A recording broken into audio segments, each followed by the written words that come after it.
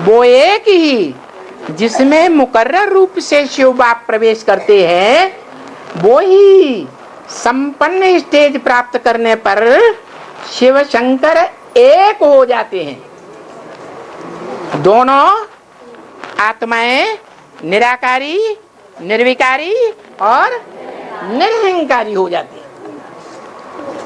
तो जो आत्माएं दोनों मिलकर के एक हो जाती हैं, उनकी याद भारतवर्ष में अर्धनारीश्वर के रूप में दिखाया है। क्या? आधा बाप आधी माता, माता पिता कंबाइन। तो क्या कहते हैं अंग्रेजी, वो संस्कृत में कहते हैं त्वमेव माता, माने तुम माने तू ही मेरी माता है। तो तू जिसको कहा वो एक है या दो चार है? एक है। तुम माने तू माने एक। संस्कृत में युवाम दो को कहते हैं, यूयम तुम सब को कहते हैं। तो तुम बोला त्वमेव माता च पिता, तुम एक ही हो जो मेरी माता भी हो और पिता भी हो। त्वमेव सर्वम मम देव देव, त्वमेव बंधु च सखा, त्वमेव, माना तुमसे मेरे सर्व संबंध हैं। तो यहां के लिए बोला कि जो बच्चे भगवान के साथ प्रैक्टिकल में, प्रैक्टिकल माना शरीर के साथ, जिस संबंध की अनुभूति नहीं कर पाएंगे, उस संबंध के लिए जन्म जन्मांतर तड़पते रहेंगे। क्या? यहां अनुभूति नहीं की कोई संबंध की, तो 63 जन्मों में 84 जन्मों में भी नहीं कर सकेंगे। अरे 63 जन्मों में 84 जन्मों में सुप्रीम सोल आता है संबंध जोड़ने के लिए। फिर शूटिंग तो हम यहां कर रहे हैं सब संबंधों की, कोई कर रहे हैं कोई नहीं कर रहे हैं।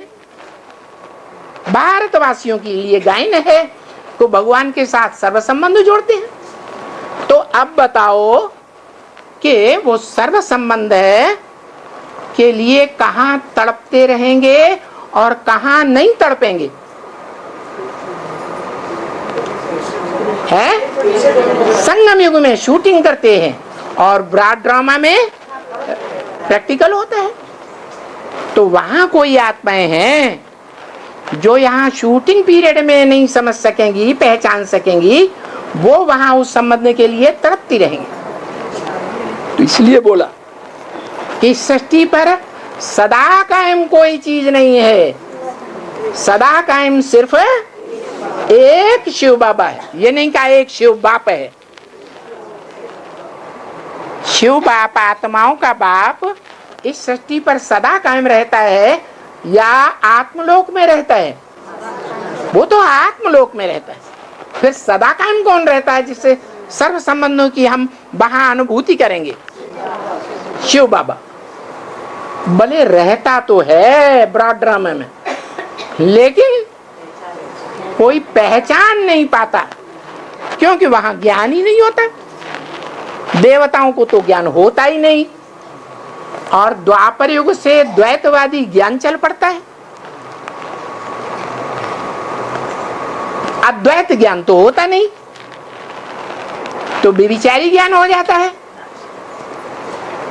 व्यभिचारी ज्ञान हो जाता है तो वो ज्ञान झूठा हुआ या सच्चा हुआ?